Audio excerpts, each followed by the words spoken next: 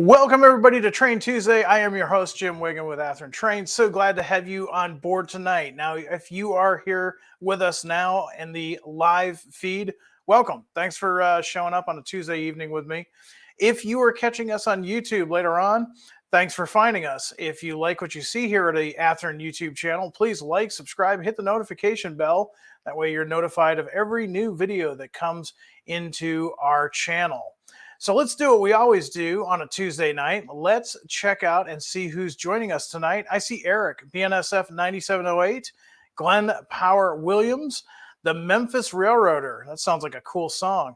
Delta 9, Ian, Mickey, Anthony, HO Scale Rail Fan, Randall. I see Jim Arnott. Mr. Arnott from Around the Layout is here. Matt Olson, George, Ronald, and Lex, just to name a few. So glad that you could join me here tonight. We're going to be talking about Athearn Genesis EMD FP 7s, basically the passenger version of the famous F units. And we're also going to be talking about something totally new. And you know what? Pretty appropriate. It's 91 degrees here in the Athearn studio. We haven't put our air conditioning in yet because it's still kind of early in the season, but Mother Nature had other plans.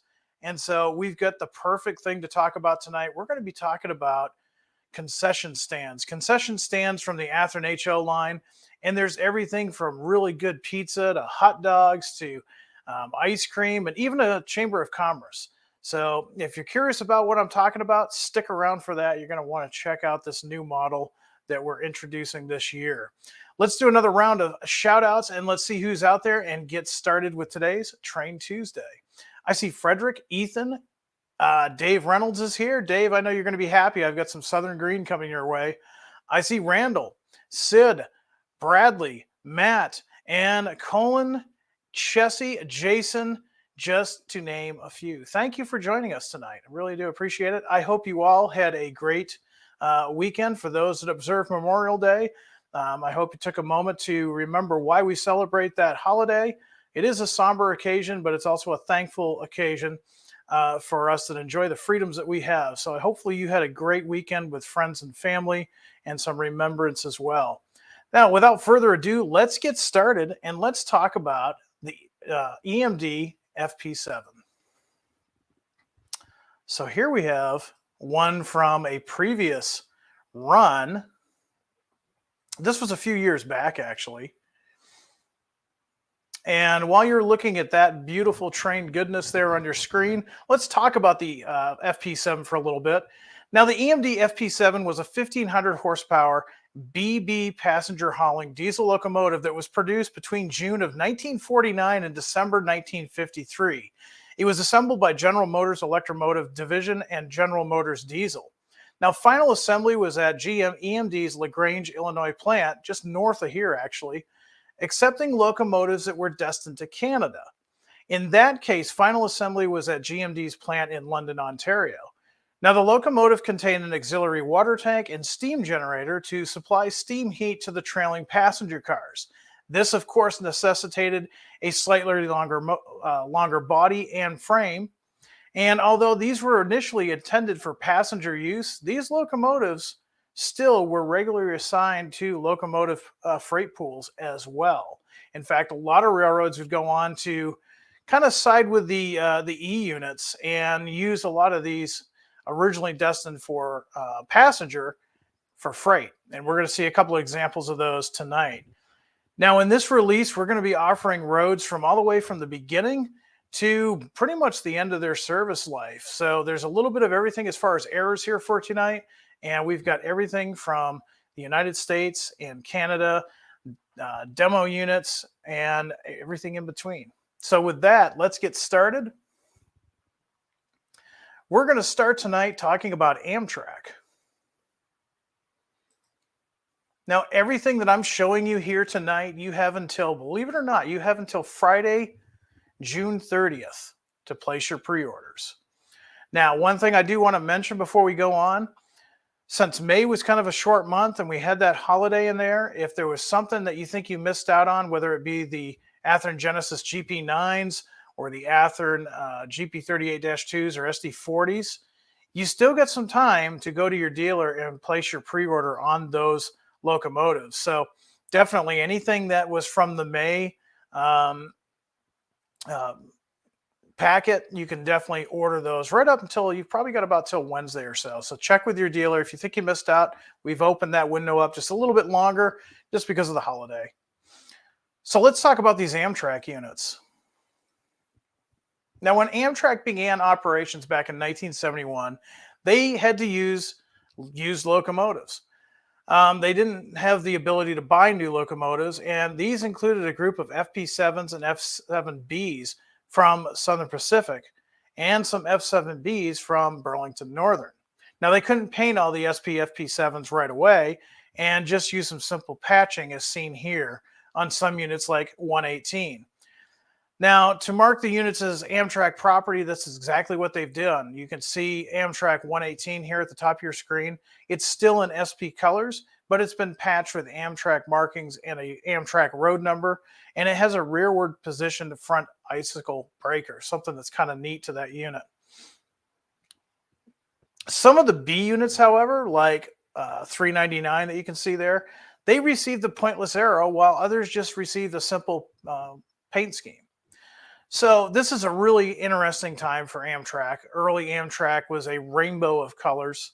It kind of looked like they were looking for their corporate look. And if you're a fan of that area, you're going to want to take note of these. We've already talked about Amtrak 118. Amtrak number 399, that's a former Burlington Northern F7B. This has a roof-mounted oil cooler, large pointless arrow markings, and mixed axle bearing caps per the prototype. Another one that we've got here is Amtrak 120. This is a former Southern Pacific unit. This one has forward positioned front icicle breakers. And then last but not least, we have Amtrak number 162. This is a former SP unit. So if you're modeling early Amtrak, you're probably going to want to check these out. Definitely a colorful time in our history. Here's one a lot of you guys on the East Coast are really excited about. This is early Conrail, early 1976. This release here, these three locomotives, represents a group of former Pennsylvania Railroad dual service cab units ordered in 1952 as EMD model FP7 Pennsylvania Railroad class EPF 15. Now, interestingly, some of the units retain their steam generators and or water tanks. It is possible that they are used as standby or backup passenger power under the Conrail ownership, but most of the photos show them in freight service. And that's kind of how we've got these guys set up. We've got three numbers. Now, each one has their own distinct little nuances, if you will. The first one you see is 4345.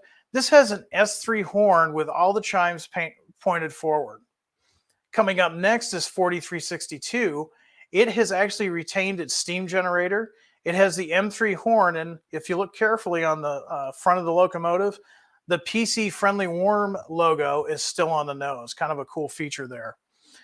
Last but not least, 4369, it retains its steam generator and its water tank. You can see it there just where the side skirting would be. And this one features an M3 horn. So again, this is very early Conrail. If you're modeling the early Conrail days and you want some interesting variety, these would look really cool on your early freight setups. So turning the clock back, we're going to head back to the genesis of this project, and that is the EMD Demos. This is going back to 1949. Now, to pitch the FP7, two sets of ABB demos were constructed as part of the 1949 demonstrator team. The second threesome, numbered 7001 to 7003, worked on the CP in 1949 and 1950, and they were eventually sold to the Soo line. The demonstration was on behalf of General Motors London, Ontario-based subsidiary, General Motors Diesel. This subsidiary had been created to build GM diesels for Canadian consumption. Now, that little insert there, that was info from Diesel Demonstrators by Carl Irk, and it was edited by J.C. Smith with John J. Scala. Weekend Chief Publishing, published back in January 1st of 2007. We wanted to offer these locomotives to you because Frankly, a lot of you guys really like the demonstrator units, and we hadn't done these before. Here you can see the AB set number 7001 and 7002, and we're also offering B unit number 7003. Now these units, since they are all built at the same time, they're going to have the details that they would have had when they were brand new in 1949. So the A unit is going to have dual single chime horns, horizontal body louvers, and a freight style pilot. All of the units, including the B units, are going to have full skirts and overhangs, mixed wheel bearings, and they're all, of course, going to have steam generators because they were going after, at the time, the passenger locomotive market. Now, speaking of Canadian Pacific, roughly the same era, we're going to be talking early 1950s. We have got 3 Canadian Pacific locomotives to talk about tonight. These 3 Canadian Pacific FP7s, 4066, 4067, and 4075, these were part of a roster from the fall of 1952. They were purchased to help complete the dieselization of the Calgary, Alberta to Revelstoke, British Columbia portion of their transcontinental main line. Again, this is early 1950s, so they're pretty much going to be factory fresh as they appeared in the early days. That means the features they're going to include will be the freight style pilot, water tank, winterization hatch, steam generator exhaust, CP style grills with the extra trim piece for the yellow stripe behind the cab doors. Kind of a cool look. Look up these on, do a quick search on one of your preferred web searches, and you'll see that EMD actually had that extra little piece so that they could use the yellow stripe on there. And it's something that hasn't been done before. It's a neat little Genesis feature that a lot of manufacturers might skip. Coming back to the United States and going into the upper Midwest, we've got the Milwaukee Road. Now, Milwaukee Road's FP7s were originally for passenger service in the early 1950s. However, with the induction of the newer E9s and the general reduction of passenger service in general, these units were gradually downgraded to freight service. In the process, they lost their passenger colors, their high-speed gearing, and their steam generators in the process. This release of Genesis Series Milwaukee Road FP7s represents their 1970s freight service appearance. Kind of a cool setup here. If you like the old wagon top look and you're modeling the 1970s and you want to have something that's rather unique, consider these locomotives. Now we're offering a couple of different versions here for you. As you can see on your screen, we've got an A, a B, and an AB set. We've got 61C, 73B, and of course Milwaukee 100A with 117B. Now these are all going to have roof-mounted oil coolers, modified skirts, winterization hatches, backup lights, and the A units will have oscillating signal lights, which will function if you get the Tsunami 2 decoder-equipped locomotives. Remember, you can get these in both standard DC, DCC ready, plus since they're Genesis, you can get them with Tsunami 2 sound decoders. Now, coming up next, a lot of people are really happy about these. Dave, I know you're out there. I know you're watching this. Mr. Reynolds, I thought of you immediately when I saw these come out. These are the Southern Railway. These are actually 1970s. Kind of an interesting background on these. Several Southern FP7s were repainted into the carrier's attractive green and white scheme of the 1970s. Personally, one of my favorites. They were used regularly in passenger service and were oftentimes used in special service, pulling director's specials, company trains, or even assisting Savannah and Atlanta's 462 Pacific number 750. However, Athearn Product Development has found records of them pulling standard freight and passenger trains as well. So if you're modeling this era of the Southern Railway, 1970s, we've got some neat stuff here for you. Now there's 3 that we're offering. It's Southern Railway number 6133, 6141, and 6147. They may look all the same, but there are subtle differences, and that's what you get with a Genesis locomotive. Briefly, 6133, the kick plates are painted to match the body. Likewise, 6141 also has its kick plates painted to match the body. However, 6147 has stainless steel kick plates water fill hatch is trimmed in blue. Little tiny details that the Genesis models are going to have. That's brought to you by our Athearn product developers. Now, all of the Southern Railway features will include a Nathan M5 horn, cut skirts, eyebrow grabs, cab side walkways, nose side grabs, steam generators, backup lights, and they will have freight pilots. Really cool setup. And if you're running this area, you can use these for both passenger as well as freight. Now, here's one that surprised a lot of you guys. And you know what? It's one a lot of you guys probably thought you would not see. Chicago and Eastern Illinois. This is a 1950s era paint scheme. The CE&I was a former Class 1 road which served Chicago, Southern Illinois, and Evansville, Indiana. They had 10 FP7s. They were utilized in passenger service along with the road's E units, and they include famous trains such as the Dixie Flyer and the Georgian. Now, believe it or not, this road actually is not too far from where Athearn has their headquarters in Champaign, Illinois. Just about, probably about 15, 20, maybe 30 minutes east of us is where this railroad used to run on a daily basis.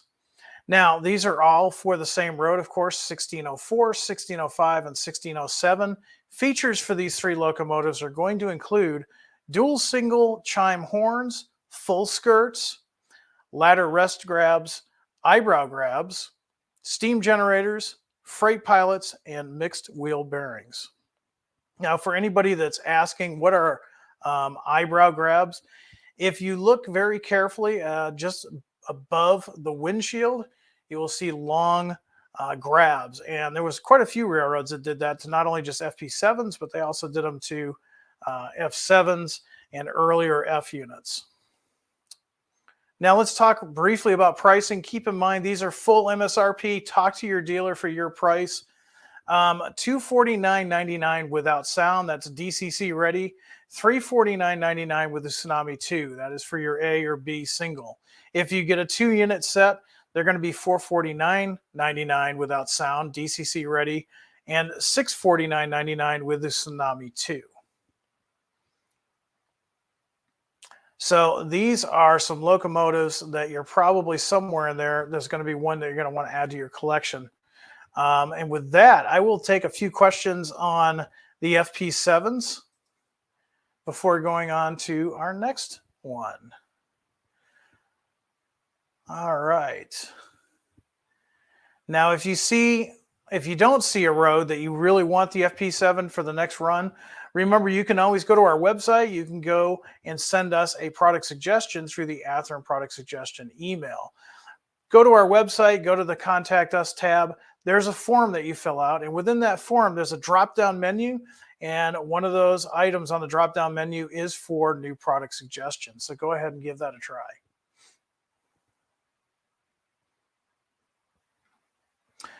Glenn has got a pretty neat little background on these. The Southern units, he says, were also used on New Jersey Transit for a short time and also on Amtrak under a lease agreement. That's a cool background. I did not know that. Randall says, I really like the color scheme of the C, E, and I, F units. Randall, did you graduate a certain college in Central Illinois? Chicago and Eastern Illinois actually got their colors from a famous university. I wonder if anybody will figure out which university that is. HL Scale Rail Fan says, Jim, I'm fairly certain that all three of the Southern units are preserved today. That's cool. It's good to hear that.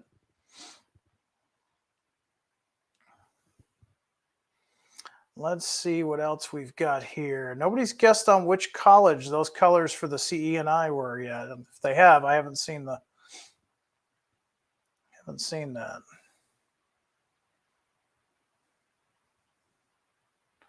Going back a little bit to see if there's any questions. Chad is really happy to see the Milwaukee and the Conrail. Yeah, Milwaukee and Conrail got some love in this run. Definitely a lot of people asking for those. All right.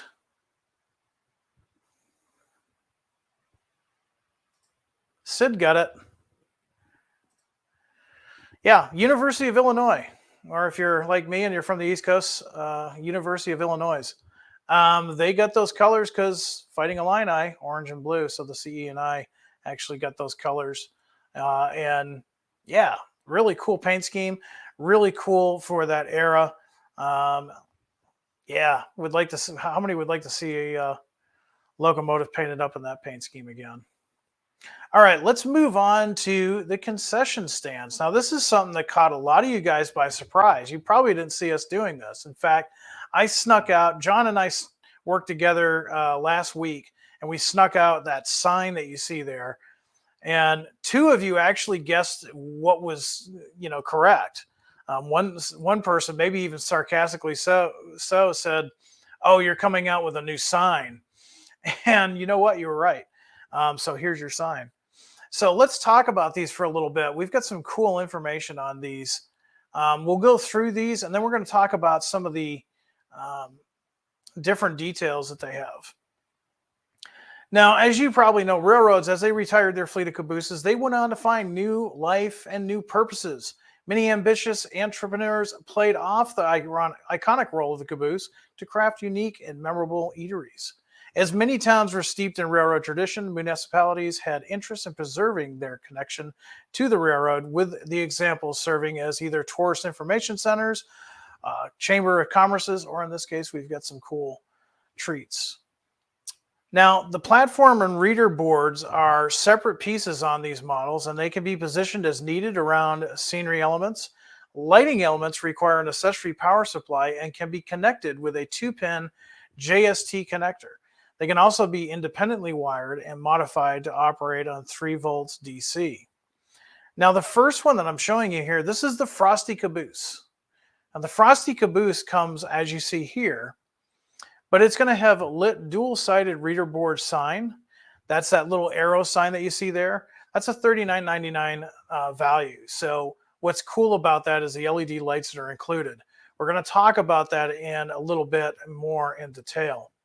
They're also going to have, the Frosty Caboose is going to have lit barn-style exterior lights and painted stairs and service platform.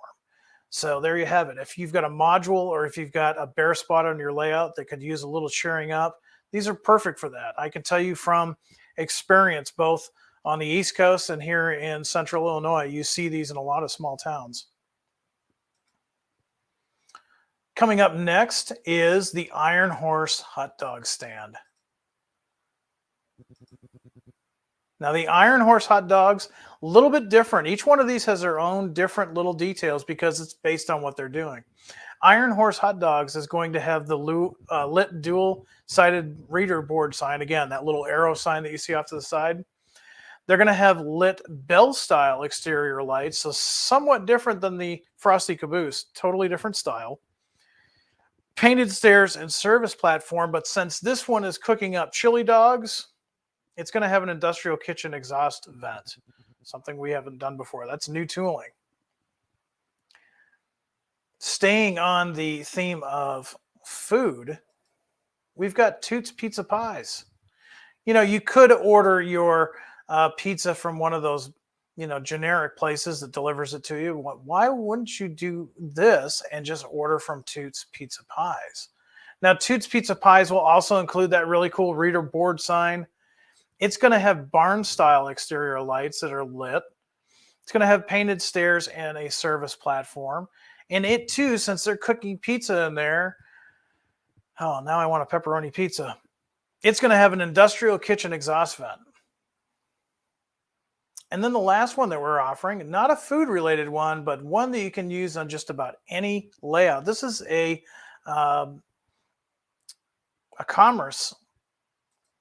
Chamber of Commerce caboose. A little bit different with the details. It's still going to have that reader board sign that we've talked about, painted stairs and service platform, but there's no food being prepared here, so there's no menus or anything like that. But it does have 2 painted awnings on either side. A little bit different there. So let's talk about some of the features on these cabooses. There's a lot that's gone into these. Now, this product alone right here, this was one of the many reasons for the rebranding that happened. It's been about a year now. It allows us to explore more vehicles and scenery items under the Athearn brand instead of non-applicable ready-to-roll branding. Remember, in the old days, we had ready to roll. And that was perfectly fine for freight cars and locomotives. But for something like this, it's not really ready to roll. It's ready to put down as a scenic item on your layout. Hence why we did the rebranding last year. Now, frequently, these repurposed cabooses were painted to reflect the owner's preference, some of the business's visibility, others for personal interest, and they would be adorned with colors of a different railroad than their origins. The Frosty Caboose wears a partial Santa Fe paint scheme. Toots Pizza Pies is painted to show its Rock Island heritage. Iron Horse hot dogs can be recognized as a former Denver and Rio Grande caboose. And the Chamber of Commerce caboose wears a really patriotic inspired livery. Now, the paint and messages were all chosen to represent any era after the caboose's retirement. So any early 1980s through today, these could be used. Stairs and platforms are not attached to the caboose. The height is set to accommodate rail and tie height, but not typical roadbed. So don't put your track on top of cork roadbed. The stairs and the deck are molded in a wood pattern.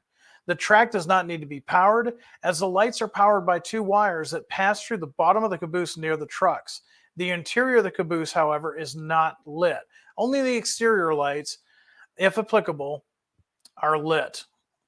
The sign is illuminated with 10 LEDs. Now, that's the sign with the arrow. There's 10 LEDs in there. Both the arrow and the signboards are illuminated.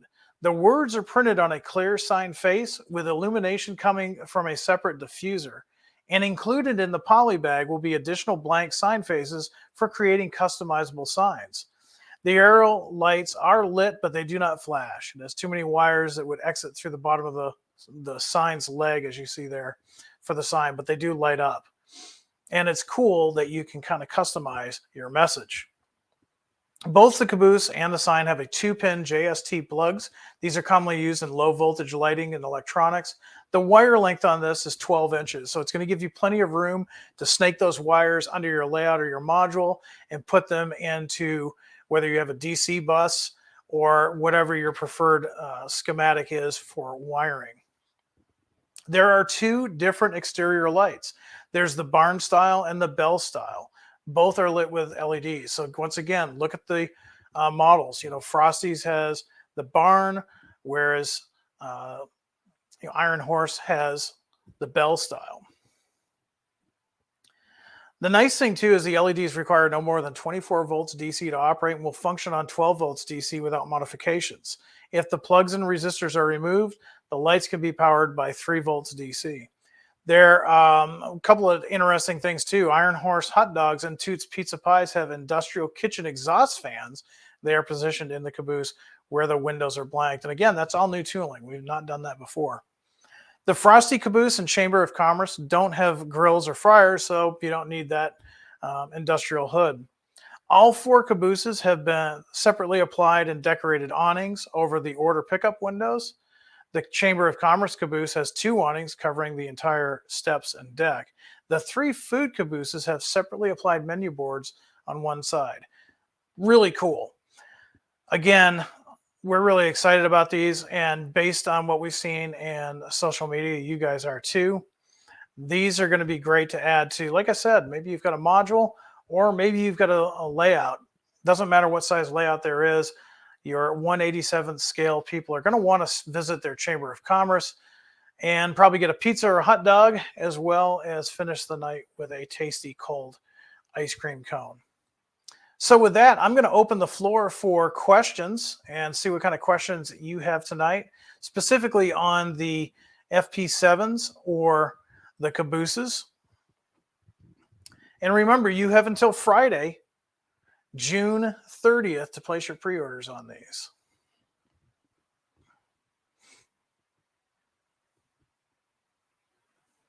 Let's see. HS Scale Railfan says, are these cabooses based on real places or not?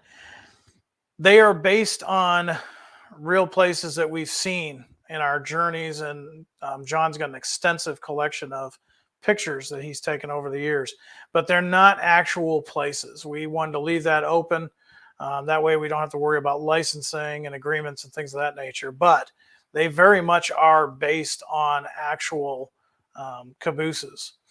Now, I can tell you both here in Illinois and out east, I've seen cabooses being used as ice cream stands and Chamber of Commerce's.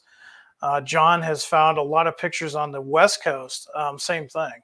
So they've been inspired by actual places, but as far as I know, there's no Toots pizzas or anything like that. We just kind of made those up. Not an N scale yet. Market favors HO. We're going to concentrate on some of this new stuff in the HO scale market. In the future, if we get enough demand for N scale, we might do a version of N scale. But for right now, these are just under the Athearn line as HO models.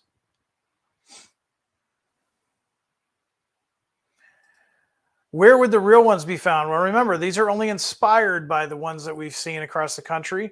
I will have to check next week, but there used to be a Boston and Maine buggy that was being used as a ice cream stand in Hooksett, New Hampshire, right off 3A, if I remember correctly. There is a Chamber of Commerce Burlington Northern Caboose in Princeville, Illinois. So there's a couple of different examples. Those are just two that I can think of off the top of my head. They are inspired by actual cabooses that we've seen.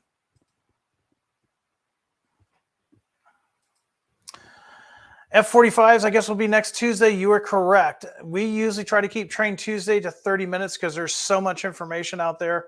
Otherwise, this would be a 6-hour broadcast. So we break it up into chunks so that you've got a Train Tuesday every Tuesday, usually about 30 minutes at a time.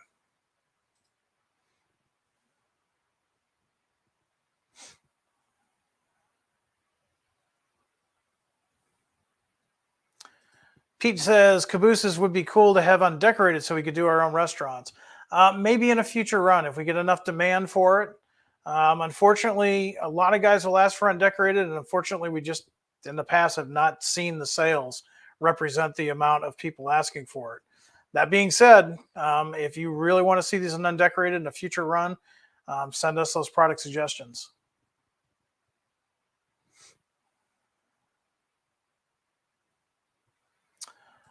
Ron wants to know about the FP7s, the Amtrak. What is the era? Those are going to be early 1970s. This is when Amtrak was first formed, 71, 72, 73. In the early days, if you get a chance to look at some of the books on Amtrak, in the early days, they were running all kinds of different stuff. It was cool to see that rainbow era.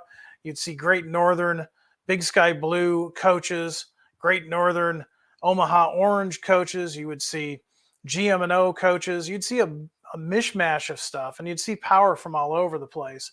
And they were so power starved because they were a brand new company. It would be years before they would place their first new locomotive order. So in the meantime, they would grab these FP7s, mainly from Southern Pacific, and of course the B units from Burlington Northern.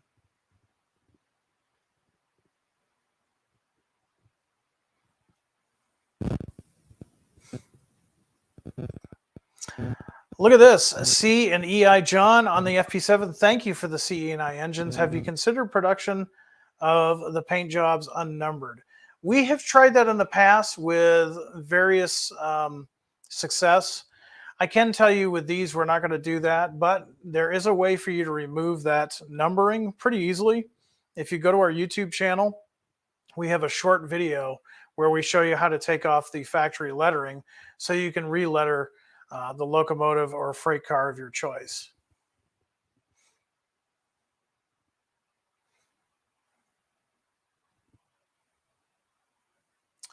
John wants to know, what about doing an accurate Southern Bay window caboose? I do know that the guys are working on cabooses right now. I don't think Southern is one of them, but don't worry. That doesn't mean we won't ever do that. I will tell you, though, that the guys are working on some Genesis cabooses. So stay tuned for that.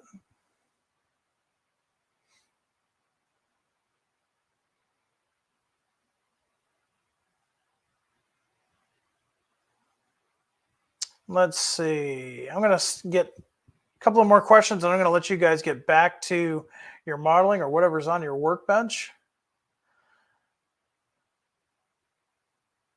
A lot of comments on Amtrak. Jack wants to know, any DTNI? Not in this run. Not in this run.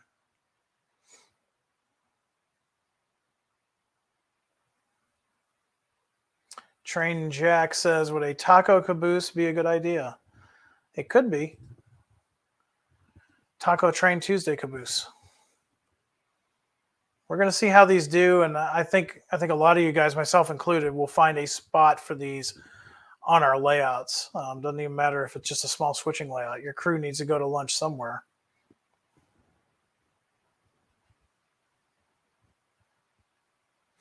Let's see. HO Scale Rev Fan says, going off one of the previous comments on renumbering, with the addition of glass-plated number boards, how would you renumber that? Case by case, for the most part, very similar by what we show on our YouTube channel. If you need to, you can always, once you get the old numbers off, if you need to touch that up with either a black or white paint, usually from, in the old days, we would have used Polyscale or Flocal. Since those guys are gone now, there's some other paints on the market that you could use. Let that dry, then put the decal numbers of your choice, and then a very thin layer, once the decals are dry, very thin layer of a semi-gloss clear coat on top to kind of give it that plexiglass look.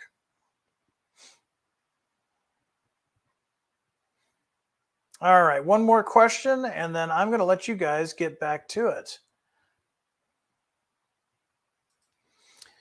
These are static cabooses. They are no longer rolling free on the rails. They are just static. So they are actually based on one of our caboose models that we've had for a while, but these have been retrofitted, much like the full scale, to be concession stands and Chamber of Commerce.